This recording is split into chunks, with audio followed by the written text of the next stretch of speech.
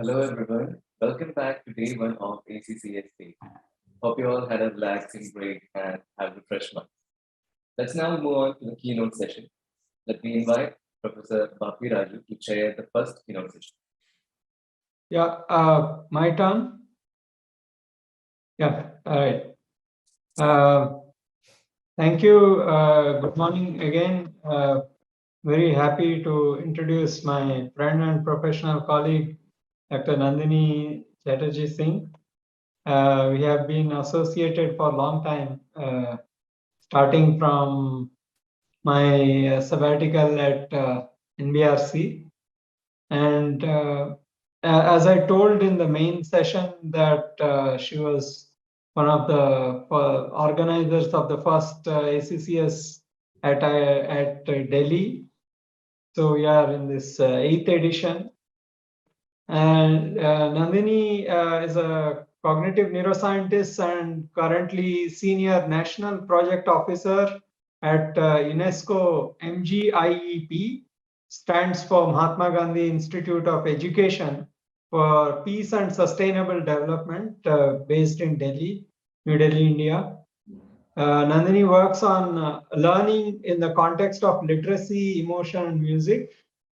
After receiving PhD in physics from the University of Pune in India, she studied auditory learning mechanisms in songbirds at UC Berkeley and returned to India in 2002 and to this the first cognitive and neuroimaging lab in India, set up as a national facility at National Brain Research Center (NBRC) in Manesar, where she has set up her lab on speech and language lab called SALI, using behavioral and functional neuroimaging experiments. Her lab sought to understand neurodiversity, especially children with autism and dyslexia. This work has eventually led to the development of DALI, a dyslexia assessment tool for languages of India. It's a first tool, standardized tool to screen and assess dyslexia in multiple Indian languages. And she has also been looking at research issues on how Indian ragas elicit distinct emotions. And since 2017, she has been with UNESCO MGIEP as the senior national officer, where she uses neuroscience to design courses for social and emotional learning using digital pedagogies. And today her talk is resonating with that work, the recent work that she has been doing. So I welcome Nandini to give her talk on game-based courses for learning, results of an online digital game-based course to build social and emotional skills in adolescents. Over to you, Nandini. Thank you so much, Bapi. I'd at the outset like to thank Sham and ACCS and Amrita, of course, for this honor and privilege to be speaking at this conference. I must admit, I'm going to hold the organizers to come back to Amrita at a later date in person. It's a place I have dreamt of visiting. It promises to be absolutely beautiful. But today, let me tell you a little bit about MGIEP, the work we do, and something that we have done more recently, which is turning out to be probably quite relevant in the current times. Okay, so MGIEP is a Category 1 institute of UNESCO, in the sense that it's a research institute, and along the lines of maybe ICTP that some of you might be familiar with in Trieste in Italy. So that institute focuses on physics, a lot of high energy and condensed matter physics. MGIEP focuses on social emotional learning and using digital pedagogies. Okay?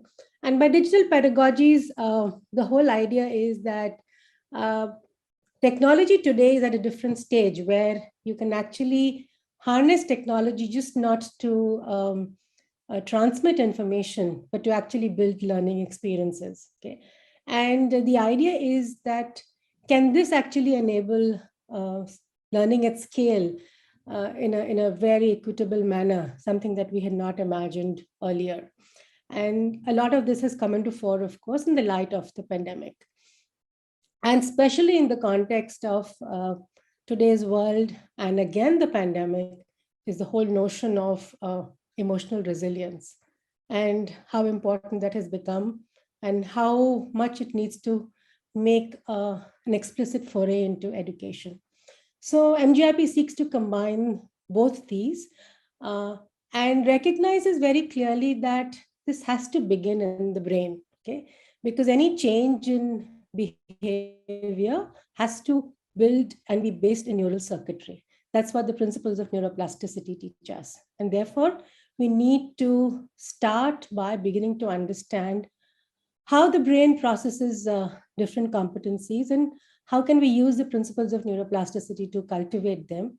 And most importantly, how to build practices such that this can become part of curricula and learning and ultimately people's lives. And I will share a little bit of that today, but maybe take a slightly philosophical perspective at the beginning, is to say that now we completely realize that one of the most important predictors of human happiness is not really the knowledge that we acquire, but the quality of the relationships that we build. And I think as we grow older, we realize and cherish this even more. And with the pandemic, we have realized this very closely. Okay. What we also know is that in order to build these relationships, human behavior has to play an important role. And human behavior is a series of decisions. Okay? So it's important to try and understand how this decision making happens. At the same time, there has been very disturbing data that is now coming forth from a number of agencies. And this is from a report published by the WHO in 2017 on the increase in mental health crises. I mean, we are really at the verge of a crisis. And now that people are living longer, this is being impacted at one end by dementia and Alzheimer's disease. But more of concern for us, at least in my talk and my work these days, is how much this has begun to impact children and adolescents and teenagers and even people in their early 20s. So we have to do something to try and address this at this young age. And there seems to be an alarming increase in social and emotional issues, which is ultimately leading down to a breakdown in relationships with parents, relationships amongst peers, relationship with the world. Okay? And therefore, given that relationships are key to human happiness, we certainly need to address this. And so the primary premise of what we are trying to understand is, how can we train and bring into school and university practices abilities, skills, and competencies so that we can empower children and adults to make decisions that will build healthy relationships. Okay. And so we come back to the brain, which has provided many answers now with the advent of functional neuroimaging, structural neuroimaging, and more recently, diffusion tensor imaging also, to what happens during decision making. Okay. And whilst we spent many years now trying to understand the rational decision making process, over the last 10 years, what has clearly emerged is, and a lot of this was also sort of forecast and discussed by Kahneman, was that we have a fast and a slow thinking system when we are making decisions. Okay? The fast thinking system is about feelings and stereotypes. And if you go back and look in the literature and think about it, you actually make close to 30,000 decisions in a day. Okay? Now, in order to be able to do that, it's quite time consuming and resource consuming. the brain finds shortcuts. Okay, and these are what go on to form our stereotypes. And we often respond and react on those stereotypes. Okay, the other issue is feelings or emotions that are a very explicit part of the thinking of the decision-making system. They are intricately built into every decision that we make. Okay? The slow thinking system, on the other hand, is more deliberate, analytical, and rational. Now, given that all decision-making is a combination of the fast and the slow, the emotional and the rational thinking system, how do we enable students to be able to recognize both of them, to make sure that they are not reacting but responding to any response that they make, so that it is in order to or at peace with nurturing a relationship. Okay, and this is where social emotional learning comes into play. Okay, so social emotional learning has now been a very active area of interest in the last 15 years in many parts of the world. It is making its way around in Indian schools too. But what we do know is that these are competencies. And by competencies, I'm making a conscious distinction between knowledge, skills, attitudes. Okay. When you develop a competency, you not only have a knowledge of it and a skill of it, but in order to have a competency, you need to be able to practice it at the right time. And that's what we call a competency. So you need to build social connections, recognize and manage emotions, okay? Because emotions are the basics of our social interactions. Our social interactions are mediated through emotions, okay? These go on to contribute to building positive relationships, making even good and responsible decisions, and ultimately come into play when challenging situations like the pandemic have come our way. When life is more unpredictable, how important it is to have resilience, which often is provided by social and emotional learning. Okay. So let me step back a little bit and take you to what we are trying to train. Okay.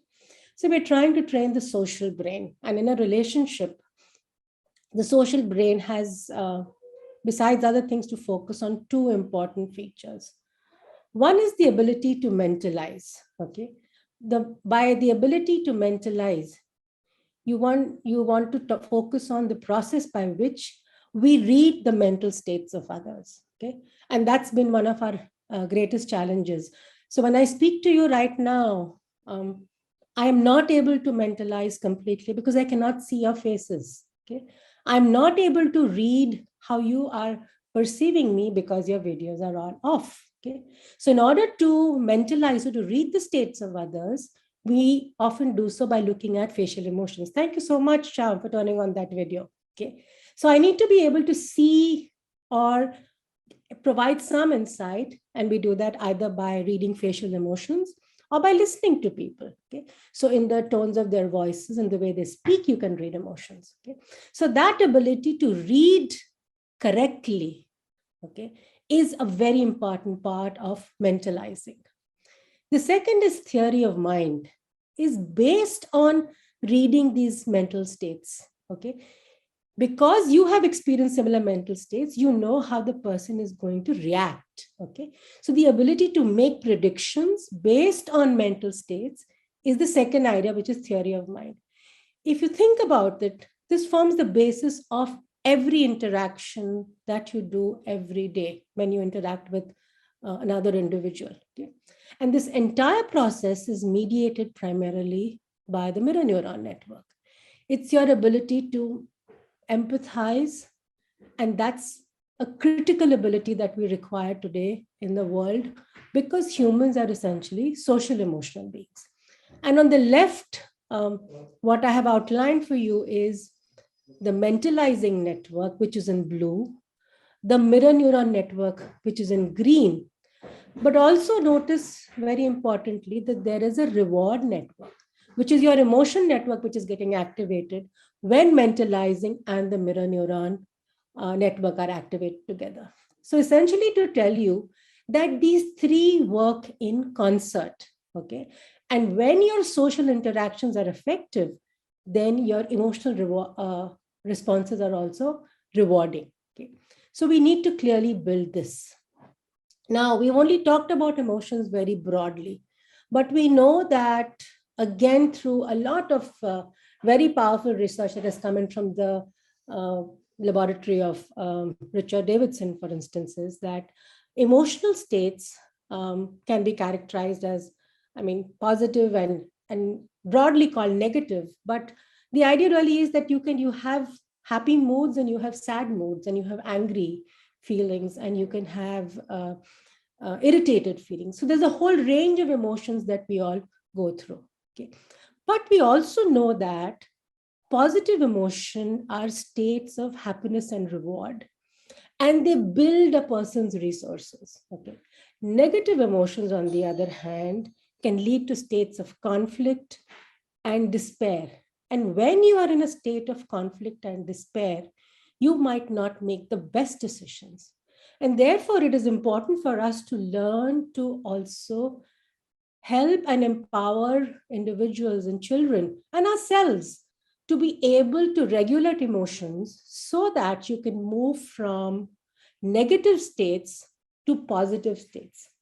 And here's where the beauty of the science comes in, is now we know that by engaging in specific practices, okay, and some of these are practices like breathing, they are basically sensory practices which enable you to move from states of despair and restlessness to states of calm, which enable learning.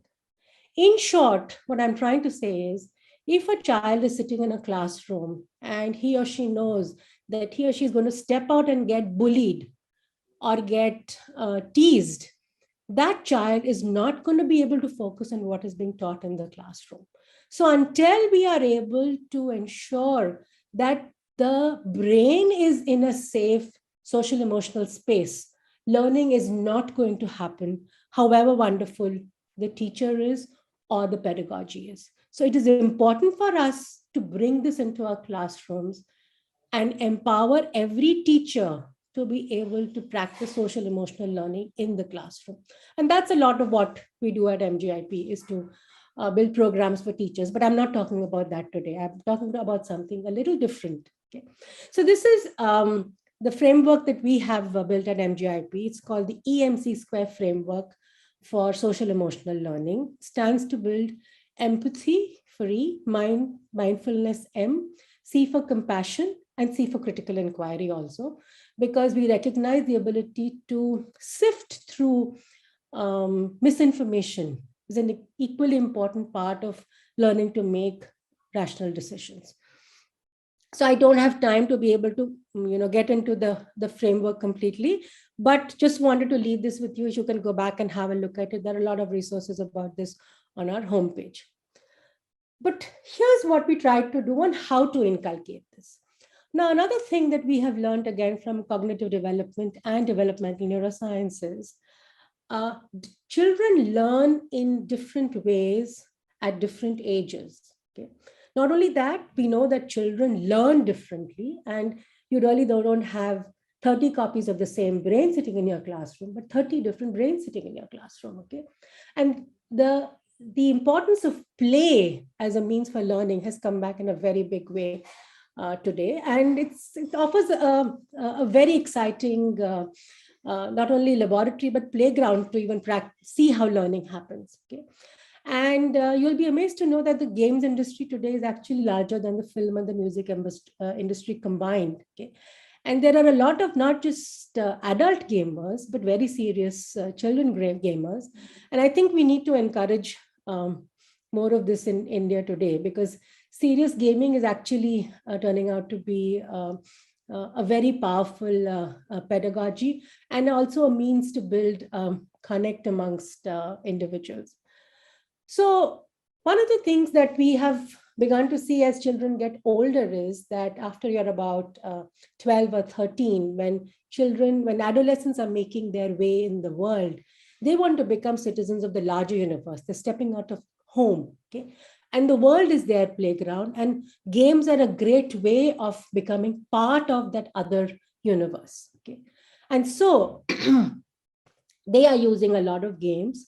Now, the beauty with games is that you can, not only are you participating in unknown activities, but you also encounter failure as well as achieve mastery, and by experimenting, okay? Nobody's giving you the right answers. You are trying them out for yourself.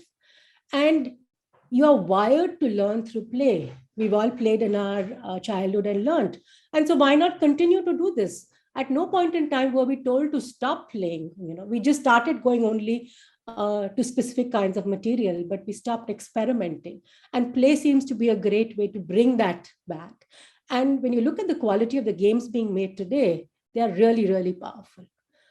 So games enable active decision making and of course give agency. They provide both reward and failure.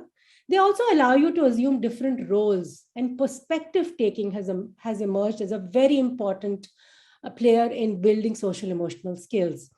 And of course, they enable connection with others and also teach you how to cooperate with others. Another big 21st century skill that is talked about today, that we will all be part of teams and no longer be working so much as individuals. And if anything, the pandemic has only reaffirmed that. Okay. So I want to take you to a game that we chose to build social emotional skills in adolescents. Okay. So these are 15 to 17, 18-year-old children. And the game is called Bury Me, My Love. It's about a young girl called Noor, okay, who is a migrant and is fleeing Syria to Europe. Okay. And you have to play the role of her husband as she navigates the journey across. Okay.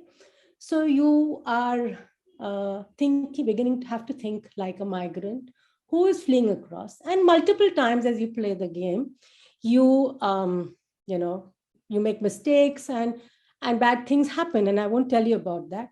But let me give you a little flavor of what the game is like. It's a completely, as if a text-based game, as if you're playing through messages. And let's hope this works.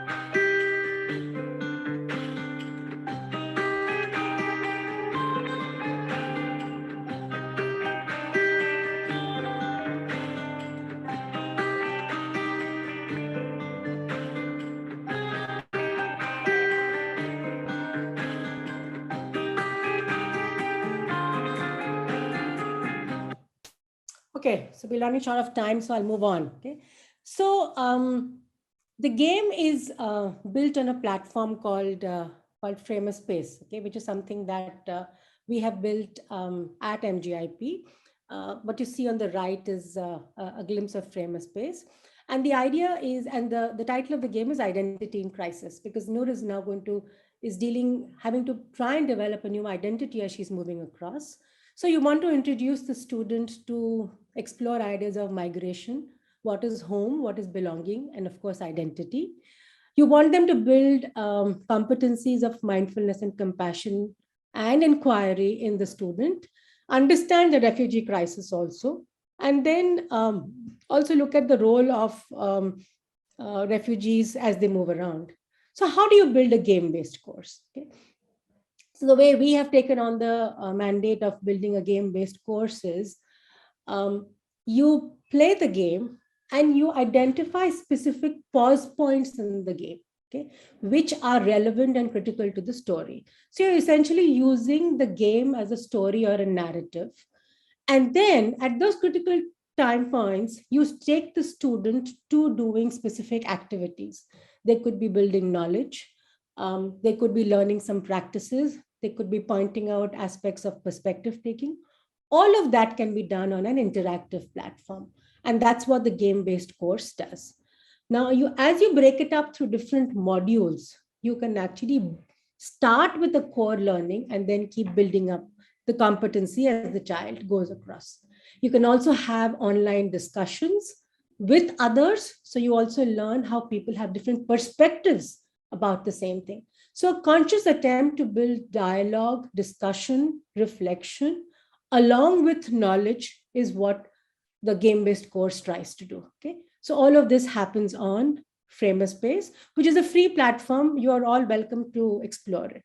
Okay, so these are the different modules that the course goes through. It roughly takes about 12 hours. The entire course, 12 to 14 hours is what you would take.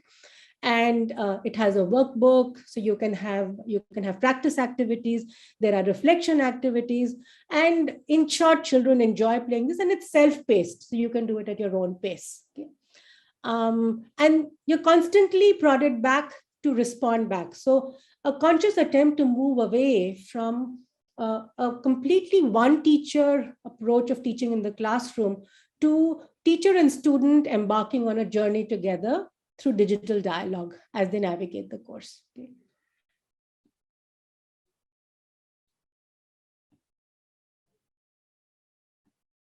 You also, through critical inquiry, encourage children to bring up and come up with their own definitions of what migration might be, whether you're talking about birds or you're talking about human beings. Okay.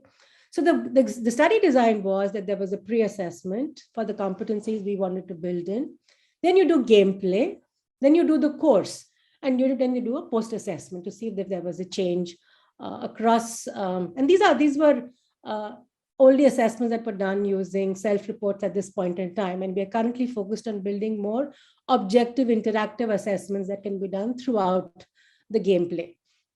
So we looked at three aspects. We looked at knowledge and attitudes related to migration, refugees, and other cultures. Empathy, which was assessed through a cognitive empathy and affective empathy scale, and then compassion, okay, which is self-compassion, that is compassion to self, compassion to others, and compassion from others. And I want you to recognize that cognitive and affective empathy, people have studied enough to know that there are distinct neural circuits for this, as with different kinds of compassion too. Okay? And how all of these are critical in order to build social emotional skills in children. Okay? So I'm going to skip this a little bit, but we validated all of these because these were new items. We validated the compassion scale and the empathy scale also in the population we were working with. And we were working with participants from India and from UAE. Okay? So these were about 14-year-olds, 13 to 15-year-olds, about 200 participants in total, equal numbers of boys and girls, and roughly equal numbers from India and the UAE. Okay? So after they did that process, here were some of the findings. Okay? Knowledge, of course, we saw an increase between pre and post. Okay? So awareness of migration and refugees, awareness and respect for other cultures, there was an increase in both boys and girls across both countries. Okay? Here's what was interesting. Though we saw increases in empathy in both population, in both groups, they were not significant. Okay? But we did see an increase in compassion from others, which was significant in females. Okay? Then we looked at the correlations, okay, between the changes, and that provided some interesting insights. Okay? So one was, and I'm going to talk about three in particular. Practicing self-compassion, okay, showed a strong correlation with compassion towards others. So as your own compassion and your understanding of compassion towards yourself improves, you also start to becoming more compassionate towards others. That was one interesting finding. We also found that an interest in understanding of other cultures, okay, and self-compassion were correlated. So learning to understand about other cultures also enables you to lead to an increase in getting those responses from others also. And then we saw a negative correlation between self-compassion and affective empathy. And this is something that nurses, for instance, or even doctors experience, is when you resonate strongly with the emotions of others, it can often have a deterrent to yourself, okay, because you get so involved. So unless you actively learn to dissociate yourself from the others, you will not have the power to act to make a difference to others. So it's very important to be able to dissociate so that you are still in a position to take action. If you become very strongly empathetic, you can get so caught in the emotions of others too that you cannot take positive action. And therefore, self-compassion must follow any building of empathy, is what a number of researchers have shown. You have to be able to maintain your own sanity if you are to be able to make a difference in other people's lives. So you get affected by other people's lives, but enable and ensure your own sanity so that you can actually take action to change their state. That's a very important part of building social and emotional skills.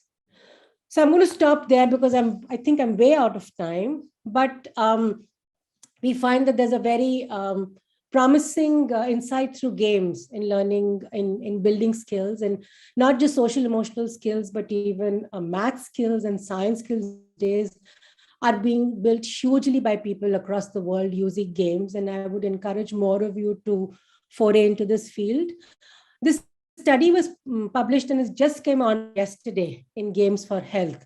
So I guess the conference has brought us some amount of luck, because the paper got through just in time for you all to become aware of it. So thank you so much for your time and attention, and I'll stop here. Do we have time for questions, or are we out of time? Yeah, we do. We do. Okay, great. Let's move on to the question and answer session. I'd request all the audience to send their questions in the chats to our local host, Bapi Raju. So, sir can address the questions from the audience. Yeah, so one question, Nandini, is what is the color coding of the brain in previous slide? What does it denote? Fast and slow process slide. Okay, there were really different networks. Right, reward, mentalizing these and mirror. I think that is the slide. That one, okay. Let me. Or fast and slow process slide. What do the color codes indicate? Sure, 1 second. Let me pull that up.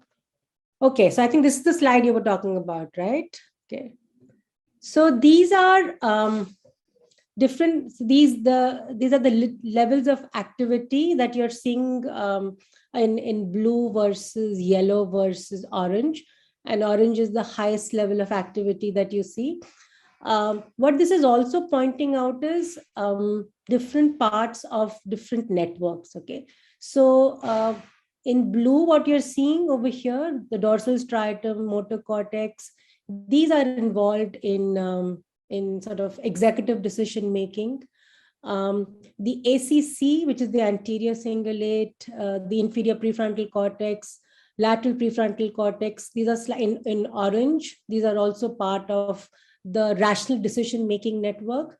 What you're seeing here in lighter orange, okay, this part of it, okay, this is more part of the emotion decision making network.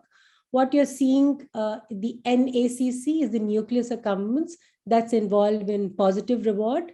The amygdala and the hippocampus at the bottom over here, amygdala more for negative emotions, hippocampus for memory. Okay, so the idea of this slide really was to show you how you have regions of the emotional brain and regions of the rational brain, both involved in decision making. Yeah, so another question from my colleague at IIIT Hyderabad, Dr. Bhakti Dongankar. Does having a prior experience with migration affect the learning emotional processes in the video game? Actually, it's a very interesting question. So when we looked at some of that data across UAE and India, okay, we actually did find that some of the effects were stronger in kids in UAE in India. And we found that the students in the schools that we were looking at actually resonated with some of the experiences of the migrant, and their effect sizes were stronger. Another point now that you bring this up was, and this is how we reasoned it in the discussion of the paper, was why do you report this compassion towards others thing more in females? Okay, now one possible reason was that women are more empathetic, and maybe that sort of translated into compassion. But another idea which we put out in the paper, which remains to be sort of confirmed, is the protagonist in that game is a girl, and is it that as the females resonated more with her because she was a woman? So I don't know, but what we were clearly able to see was that if you did have the experience of being a migrant earlier, you did respond more strongly in the game. That's true. Right. The other question is, have you extended this work of SEL to offline gaming? Because many kids may not have the resources platform for online gaming. So one of the things, so we are starting some of that right now. It's just, when you do it in person, it's the dynamics and the number of people you can actually work with gets limited. And one of the things that MGIEP we are very conscious of doing is to take this to as many people as possible. But one of the things we did during the pandemic was we were working with the JNV schools, and these are rural schools across India set up to discover talent in rural areas. And all these kids had little access to education of any kind because they did not have access to devices. But what we managed to do through the teachers was to send them the link to a free art puzzle, okay, which was just a short, there were multiple games, it was free, and they acted like small mindfulness exercises. Okay? And we found that kids, once we introduced them to this game, and they had to play them pretty much when their parents came home, their mobile phones or whatever. But the number of kids who reported improvements in their mental health by doing this little activity, maybe 2 to 3 minutes of play, maybe 3-4 times a day or whatever, you could see the number of games they ended up playing, certainly helped them cope with some of the anxiety and stress that they were experiencing, even in these restricted, sort of lockdown times. So we haven't done enough. We are getting into this, but I'm happy to discuss if there are interests in that. But I certainly want to explore how collaboration gets built, when you're playing chess or you're playing Ludo together or Scrabble together or whatever. In fact, there has been other work to show that even in children with autism, some of these game interactions might actually help build better social skills than actually teaching them, one-on-one, because that it's not a very explicit learning way to do it. It's sort of implicit, and they seem to pick that up a little better. But this is a very nascent stage, so lots of work to be done. Right.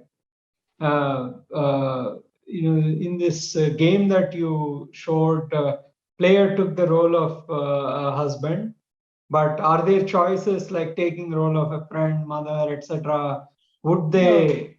No, not in this one, but you pretty much are So even if you don't take on the role of the husband, pretty much the notion is, how do you help Noor navigate, as she goes across. So, but there is another game that we are exploring now, where you can take on different roles, exactly like you said. And you can choose which role you want to take. And what we are right now not sure is, once you've if you've taken on the role of a mother and then you move on as the role of a friend, do your responses or actions with the person change? Or once you've used one particular kind, whether that's the action you will continue to take with all? Okay? It's something that we are just embarking on. So so let's see. Maybe once it's complete, I can come back and share the results with you again. Yeah, and the other question from Moon Majumdar from CBCS Allahabad: online socialization versus offline socialization. Do we expect them to share similar competencies or different? Would you see, the transfer, with online socialization game, what it reveals, how much of that transfers to offline? That's absolutely the $1 million question right now, on how much of this learning actually translates to real world behavior in the classroom. Okay? And life in general, to be honest. So yes, we are our initial reports with people, and these are anecdotal, I don't have objective research to back it up, but it certainly seems to suggest that people are responding to this even in offline. I'm doing a big study across 6 countries on mainstreaming this in curricula, how acts of kindness, when they are part of a curriculum, can begin to impact even life in general. We are seeing some of that. What we want to see is how long the effects stay, once the study is over, once that monitoring stops. Have you developed enough of a habit of it? And this comes back to a point that I wanted to make at the beginning.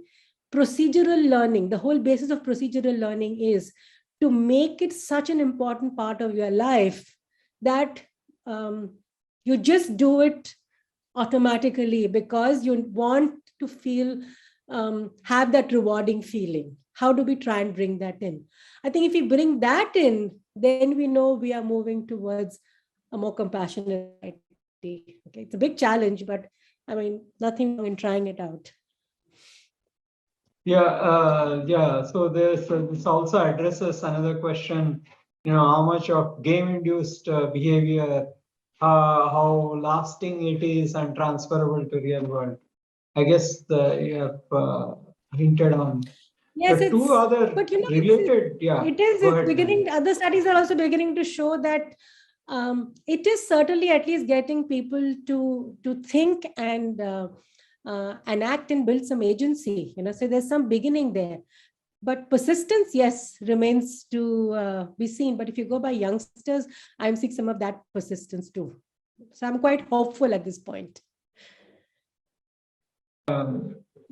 So the other question is, can you summarize what are areas involved in empathy and compassion? What is the current understanding of what are the brain areas that are related to? And the second is there any scientific reason we believe that is behind female showing more compassion? There's some network issue, I guess. Yeah. Oh, yeah. Okay. So I lost you in between. So it's a complicated network, the empathetic network, and I would probably need to pull up a slide to make sure I didn't pull out. But if you just give me a minute, I will pull up a slide. I think yeah, go ahead. I have something which can respond to that. Yeah, while you are looking at that, the other question is from Shubham. Is there a control condition where students learn about compassion migration issues through traditional methods like textbook, offline classes, school, etc. Interesting Not question. yet, not yet, but you raise very relevant questions. Absolutely, I would have liked to have had a control condition where there were students who did the pre and post assessment and didn't play the game, and we looked at that. Another condition I would have liked to have had was played the game but did not do the course and looked at pre and post. So yes, lots of things in design that we could have changed and improved on. It's just that we were doing this during the pandemic, and it was quite a challenge in any case conducting it. But now that we've embarked on this, I think this year will be a little more ambitious. Okay, so here's a slide that I found that I had made recently on the regions that we currently know that are involved in empathy. Okay, so you can see it's a fairly complex network, has hippocampus, amygdala, of course, ventromedial, prefrontal cortex, so a lot of frontal cortex, anterior cingulate, and the insular cortex. Okay, and now this is the compassion network. Okay, so there are clearly overlaps, as you can see. In fact, you see the temporoparietal junction in both also. The play often between empathy, compassion comes between the striatum, the hypothalamus, and the amygdala and the ventromedial. These are the four which the extent of activation, excuse me, which ends up deciding compassion versus empathy. And this is a huge area of research these days and very emerging. But what's very interesting to see is how this plays out in adolescence, especially the triangle of the striatum, the amygdala, and I'm missing one more area. The three of them, how they actually play out in adolescence plays a very important role in, say, between the ages of 12 to 16 to 18, on how children's perceptions about others and their own plays such an important role in building self-esteem and confidence. And this is something I think we don't pay enough attention to in our schools. There is just so much focus at that point in time on building math and science skills and choosing careers and all of it, not realizing that it's important for us to build the social emotional skills for our children to take the right decisions, because the emotional cortex has developed, but the rational cortex has not yet developed. And so you see a lot of risk taking happening in adolescence. But that's largely because the biology is not yet ready to do that. And that's where if we are able to consciously and explicitly keep making that connect back and providing that rational sounding board, not really telling them, but helping them see it, that could make a very big difference in children learning to make the right decisions and developing good self-esteem. That can play a much better, much stronger role in them being more successful in life than the maximum grades that they can get. Yeah, a couple of questions on what sort of objective assessments are you planning to integrate into your future studies? How do you validate those instruments? This one. Other is,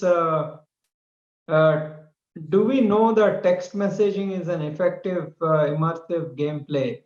How can we be sure that adolescents can apply the SEL skills learned to other narratives?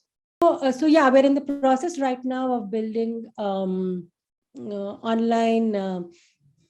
interactive assessments for the competencies that we are interested in measuring, and it's quite interesting and challenging to do that, and especially because I've also become aware of a whole new body of research on the difference between stated versus revealed preferences, So when you fill out self-report questionnaires, you are often also providing answers which you think should be provided.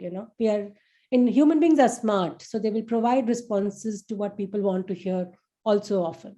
So it's important to follow it up with an experimental basis or a justification, to try and do that. So for instance, can you, if you can give, 3 faces and say that these were the words that were said by each person, and then say, what do you think might be the underlying emotion on the face of the person? Can you try and predict that and get people to choose that? So you begin to see how well they are doing at emotional literacy. Can you build interactions of those kinds, which you can test with children as they go along? But one of the things that we were able to do through another course of ours was that once we introduced children to mindfulness activities, for instance, we were able, as the course navigated, we were able to ask them at specific points in time, can you suggest what you would do here, or what's the advice you would give somebody else?